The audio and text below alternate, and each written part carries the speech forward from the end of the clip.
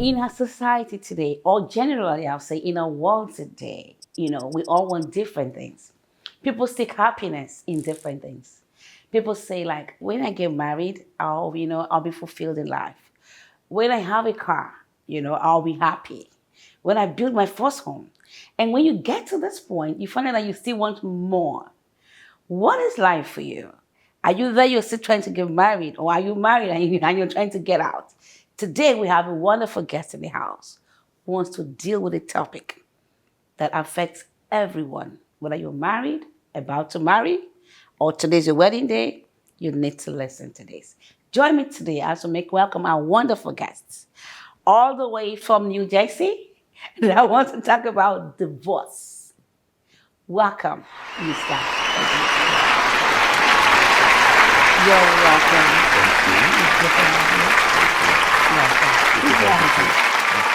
Thank you so much for coming to introduce yourself. So who are you? My name is Edmond Osita Osebu.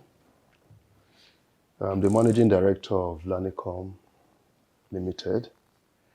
We provide ICT solutions, and we are in partnership with a few organizations outside this country. So that's what we do. So thank you so much for honoring our invitation. Thank you for coming. You're most welcome. So you look very young, we say life's at 40. And what is life without experience? Experience, of course, is the greatest teacher than, just being, some people go to theory without practical. And you don't know it all until you are in both worlds. Yeah. So what's your life like? What do you enjoy about life? Oh, well. Generally, what do you enjoy about life? Well, thank you for the compliment. I might not be as young as I look. I'm blessed with a good body. I'm 55 years old already. You're still young.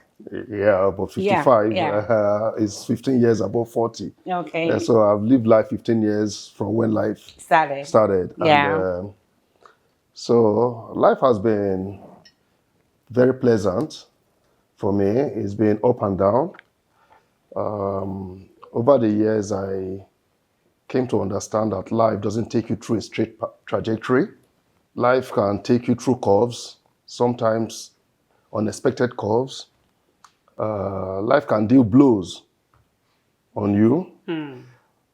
Depending on how you take those blows, they can bring you down, they can make you stronger. Remember the saying that what don't kill you? What doesn't kill you makes you stronger. Yeah. So life can teach you lessons. Yeah. If you take those lessons positively, they could be your message. But if you take them negatively, they could really hinder you, and you would have, so many things to regret in life. So it depends on how you accept the things that have come your way.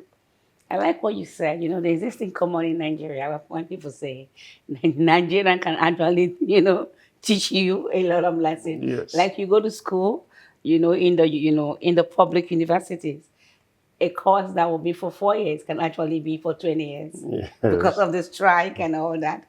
And then you're out of school with your master's or with your first degree, and you're just selling pure water. Yeah. Today we're talking about divorce. Now, divorce is a very, very, it's like life itself. There's no how you've not known or heard or experienced a divorce. Maybe it's not happened to you yet, but I'm sure you know people, and it could happen to you. Divorce comes in different ways. It could be for good, it could be for bad. For me, let me not start going to my personal opinion. Now, divorce is often seen as the end of a chapter, but can it sometimes mark the beginning of a better one? And what have been some supportive, positive, or some surprising positive outcomes for individual past divorce? First, let me answer you first by going back to what we said. Yeah. You go into marriage. Nobody goes into marriage with the expectation to end it in divorce. Oh, no. Marriage is supposed to be a commitment that lasts a lifetime. Exactly. As a matter of fact, it is said that until death do us part, yeah. not until divorce do us part. Yeah. So people go into marriage with great expectations, hoping for the best, believing that they would live together for the rest of their lives. And then somewhere along the line, things go wrong. Exactly. Like they say, some things turn south and we can't deal with them. And disagreements start to rear their head, and from disagreements maybe to conflict, from conflict to separation. Now, divorce is for me, is a tragedy. It's a tragedy that keeps replaying in the lives of people. Like you said, there's no one amongst us here who has not heard of somebody. It's like death. There's no one who has not heard of somebody that died. So there's no one who has not heard of somebody that ended up in divorce. Exactly. A marriage that started well, with great expectations, crashing somewhere along the line. Divorce is tragic. Divorce is hurtful. Divorce is painful. In some instances, some people get divorced and they never find themselves back. They are completely shattered. So, divorce, in some cases, for me, might be inevitable, but avoidable. Okay. Yeah. Inevitable, but avoidable. Yeah. Yeah. Yeah. Because if we go back to, I believe we are Christians, even if we are not Christians, but if we go back to the Bible makes it clear that God himself hates divorce. He hates it. I have come to understand that one of the reasons why God hates divorce is because of the tragic consequences of it. Families are torn apart. Children are separated from their loving parents. People who used to be friends, lovers, husbands, wives, end up in very bitter conflict. Sometimes even to extreme. To death. To death. Yeah. So divorce is a tragic situation that even God himself hates. Yeah, so true. Yeah. So true. But can it sometimes mark the beginning of a better end? You can say that again. Or a bitter one. You can say that again. Like I said at the beginning of this conversation. Yeah. It depends on how we handle the things that befall us. Exactly. Divorce, the word that accompanies divorce is like crash marriage. Crash is like accident.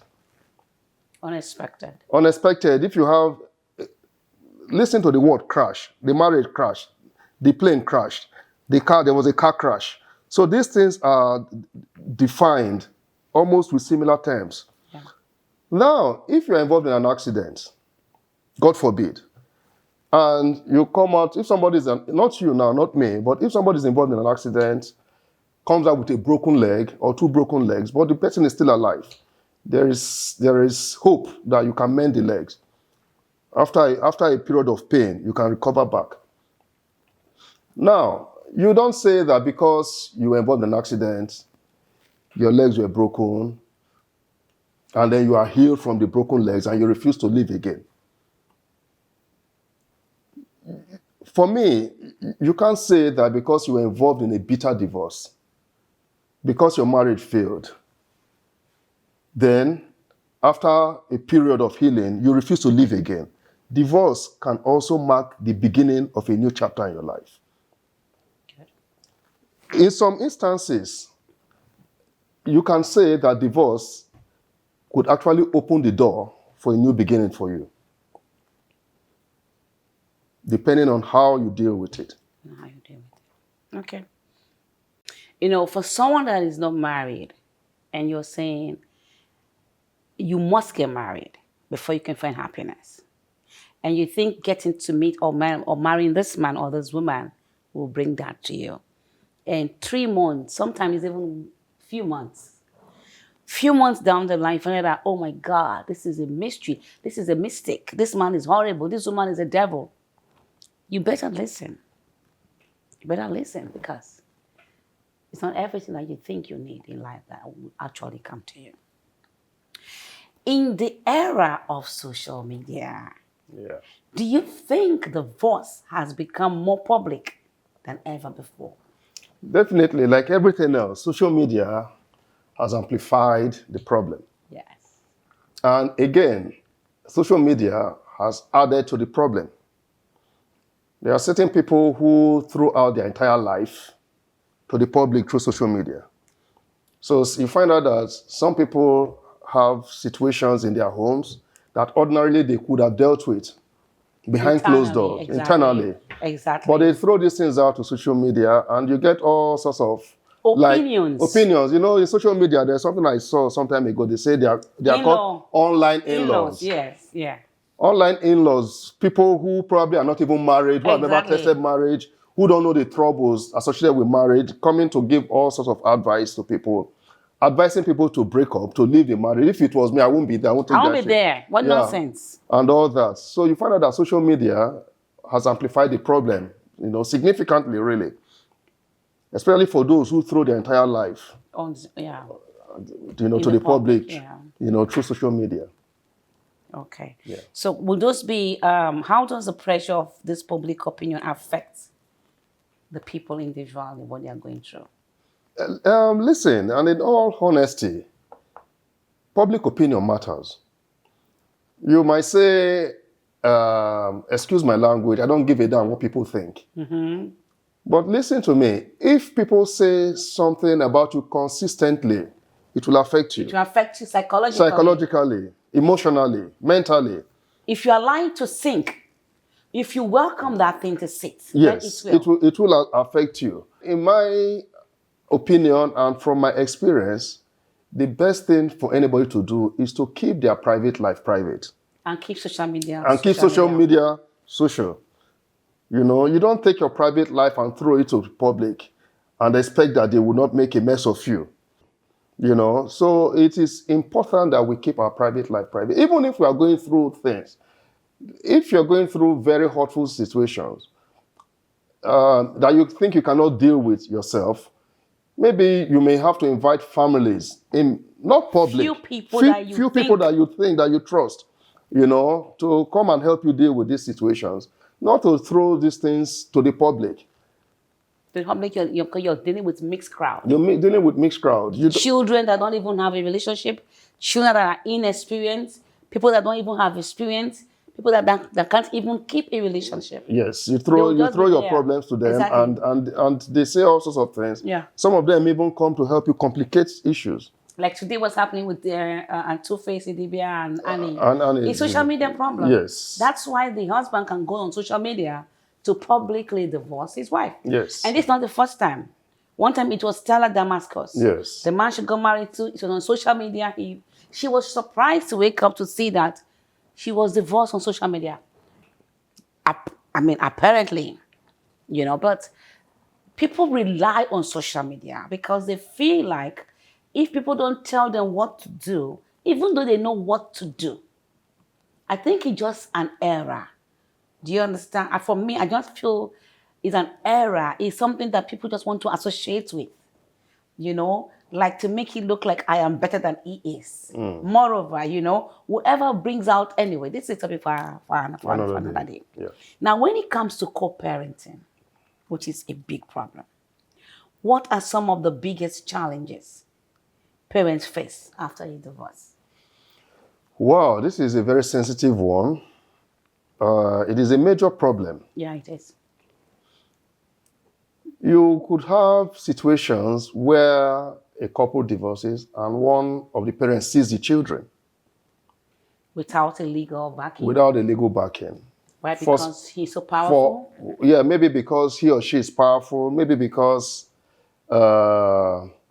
they feel like the other person doesn't want conflict and all that.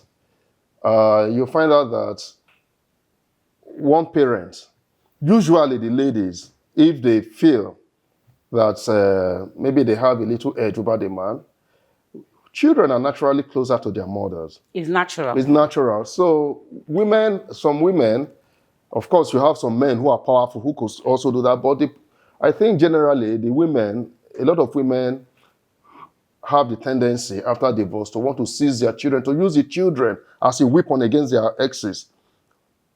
You know, they want to seize the children, they want to keep the children, they want to deprive the children the love that they would have gotten from their fathers. You know, it's a challenge, and I want to use this opportunity to advise parents, both parents, never to find themselves in a situation where they will use their children against themselves, use their children as a weapon of war, because the children never contributed to whatever the issue was between them. So they should not deprive their children of the love of parenting.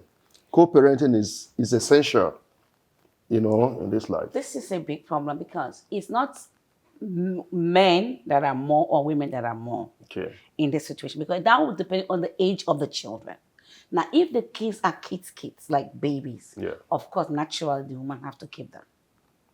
Because at that point, the man cannot take care of the kids. Yes. He has to bring another woman to do that. And that's why most women, in my opinion, want to take the child or the children if they're baby. But now when kids are 15, 14, 12, they know what's been going on in the house. Yes. At this point, it's hard for you, except the woman or the man is been watching, teaching them something else or saying bad stuff. Because, the man brings the money. Most times, it's the woman that goes to buy the stuff. So you have to ask, go tell your daddy thank you. So such things. I know a family where the man is the one that's taking the children by force. And this has happened only in Nigeria. Do you understand? Yes. Now, with your own, do you want to share your experience? Yeah, sure. I would like to comment again on this issue before I share my experience. We talked about co-parenting. Exactly. Now, co-parenting is possible where the couple decide to be reasonable. If one parent decides to seize the children, especially if they are young, like you said, when they are young, he or she decides to seize the children, depriving the other parent of access. That's wrong. It is very wrong, but it is something that plays itself over and over again. Okay. So you find out that under such situations, such circumstances, it becomes difficult. If care is not taken, it can even lead to conflict again, further conflict between the parents. And the children bear the brunt of such conflict. When the kids start growing up, like you said, of course they will start to ask questions. I've seen a situation where a woman seized the children after a case of divorce. She was bitter. She took her children out of state, away from where the man could. State in America no, or Nigeria? Out of Nigeria. No, not out of Nigeria, out of the state. Let me say now, these people started their life in FCT. Okay. And when they divorced, the lady took the children out from FCT to another state, maybe somewhere in the southeast or southwest. Yeah. And for years, did not allow the man access to know where they are. To the children, try to sever every means of communication between the man and his children. Somewhere along the line, the man got to know that the children are in a particular school. He traveled from Abuja to the school. And when he got to the school, the mother had left an instruction with the school, never to let the father of those children see. So what's the law doing about? Yeah. Yes, to see those children. Yeah. It was a difficult period. But as the children started to grow, as they got older, they started to ask questions about their father. One day, the school called, the man's daughter called and said that your daughter says he wants to see you, that she wants to see you, that you better come to the school. You remember that the man had gone to that school earlier. Yeah. And they refused. But now the man's daughter was insisting that she wants to see her father. That is my story. Oh, wow. So my daughter insisted that she wanted to see me, that I have to come to school. And she wasn't ready to listen to anybody else. She wanted to see her father. Yeah. So I had to travel and go back to see her and her siblings. And from there, the relationship that was almost severed started to build back again. You know, and they built back again to the point that my children and I are as close as we can be. You know, we are as close as we can be. We communicate. Though I live in Abuja and they live outside, and this daughter of mine now is even in the university, there is no day she doesn't get across to me. There is no day she doesn't speak with me. There is no day she doesn't tell me what she's experiencing, how school is, and all what's that. going on, yeah. What's going on with her. And her siblings also. So there is this line of communication that, you know, was reestablished and became strong. And I think in my case, what really helped it is my ability to walk around my ex and to build a kind of cordial relationship with her, talk with her, you know, show empathy also to her, and then take up responsibility, making sure that everything that concerns the children It's been provided is being provided for by me. Yeah, so yeah. You know, I provide everything that concerns them. There is nothing they ask for that I know is reasonable that I don't give to them or I don't provide. And I make it a point of duty to also, you know, bring them close as much as I can. And I want to advise every parent, every couple that finds themselves in that situation, in the situation where they are separated, because sometimes, like I said, though divorce can be inevitable, it's avoidable. However, if you cannot avoid it and the marriage crashes, please don't let your children suffer. Don't turn your back on your children. Thinking, you know, some men do it because they feel that I'm going to punish the woman. Yes. So I'm not going to take care of the children. Don't turn your back on your children. Don't turn your back on your children. Don't try to use your children as a means to inflict pain on the mother or on the father. Don't do it. Yeah. It is sinful before God. It is sinful before God. It is immoral. And it is detrimental also to the well-being of the children. Very detrimental to their well-being. Though there has been divorce, though the marriage has failed, but the children did not fail. So don't try to push your failure on your children. That is it.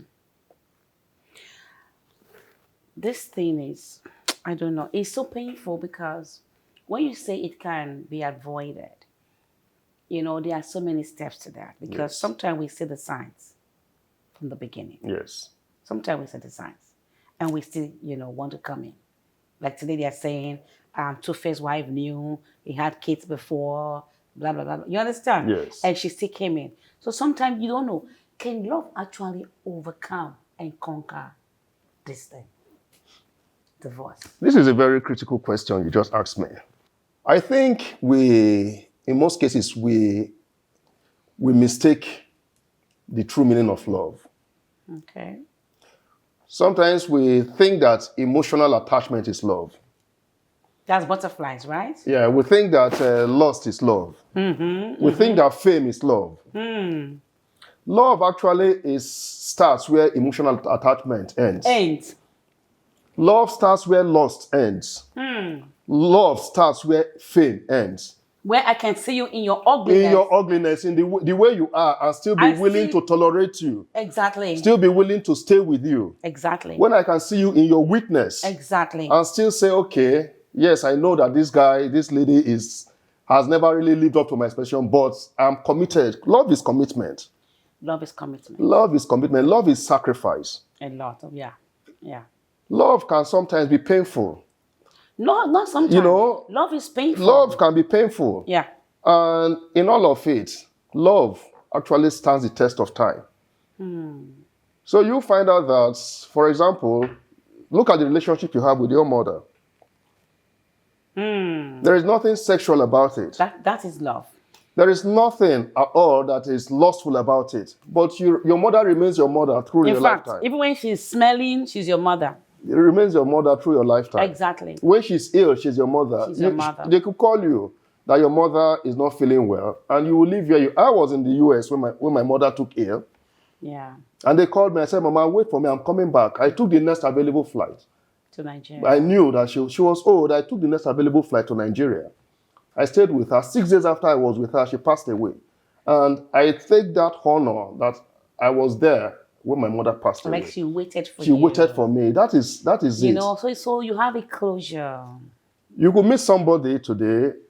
Maybe you have been alone for a while. Immediately you meet the person and there's this burst of emotions. Suddenly you think that you're in love with the person. You have not tested the person. You have not come to realize who the person you are dealing with really is. You don't know the person's dark sides, because we all have dark sides. It's time that brings out these dark sides. You don't know whether the dark side is something you can tolerate, something you can manage. You don't know whether the person you are dealing with is going to be abusive, either physically abusive or emotionally abusive. And then you dabble into marriage with such persons, and then you find out somewhere along the line that you cannot cope with it, and divorce becomes inevitable, especially if there is violence. Where there is violence, divorce becomes inevitable before somebody dies because of marriage. So you find out that under the circumstance or the situation where people find themselves in, let me say, circumstances that they cannot manage, and divorce becomes inevitable, I think the best thing, the best advice after divorce is to gather yourself together. Gather yourself together. Know that it's not the end of your life. Know that you tried your best, if indeed you tried your best. Make sure that the reason why the divorce is happening in the first place is not your fault. Make sure that it is not your fault. And then gather yourself together and believe God. Believe God, because in all things we must believe God. Believe God that you can move forward from there. And for you young women that are always wishing to be like another woman, you don't wish for death. Because if she tells you the shoe she's wearing, I tell you, you run away. Wish for a better life for yourself. Don't wish to be like any woman. Because so many marriages today are dead. It's only God's grace. So many people are just living there because they say, oh, because of the Bible says. They don't want to have divorce because of the level in the society. And most of them are, they are motivational speakers. Some of them are top game in what they do. Some of them are the voices you listen to. And I tell you, when you're praying, pray for your leaders. It's very important because some of the people you look up to, they are not who you think they are. Wish for a better you. Don't wish to be like anybody else.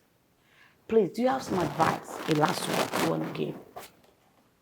For those that are married, those that are about to, and those that are trying to go through the divorce. Those who are going through the process of divorce, I will ask them to reconsider, because it might just be a terrible mistake. You probably are about to make a very terrible mistake. Reconsider. For those who are about to get married, I ask you to pray before you take that decision, for guidance, for direction, so that God will help you. Because if you get married and the marriage doesn't last, then you will come out with that emblem of a divorcee. It is not a good emblem to carry. And then for those who are married, I want you to know that your happiness does not consist of the abundance of the things that you have. It is not how much you have and you spend that will make your marriage beautiful. So I would advise those who are married to make their home work. Make their relationship work. Spice up your relationship again. Forgive each other. Don't get involved in acts that will make it difficult, very difficult for your spouse to forgive you. Try to avoid divorce. By all means, try to avoid it. That is all I have to say. And I hope it is accepted and received well. Thank you. Thank you so much. Yeah, everyone have his own story. You'll say, no, you don't know my story. If you know my story, you won't say that. Exactly. But if you apply gratitude, forgiveness, genuine love, patience, Empathy. Empathy, you will surely overcome whatever situation that you are facing in that home. And for you that is so hard-hearted, being a man, be a leader or something, or a woman, you're trying to imprison your partner, try to apply empathy. Try to apply empathy. Talk to yourself. Is it what you really wanted from the beginning? What happened? You can correct it. Keep watching and subscribe to the Kaine Kranda Show. Till we come your way again, don't forget, we love you. Bye for now.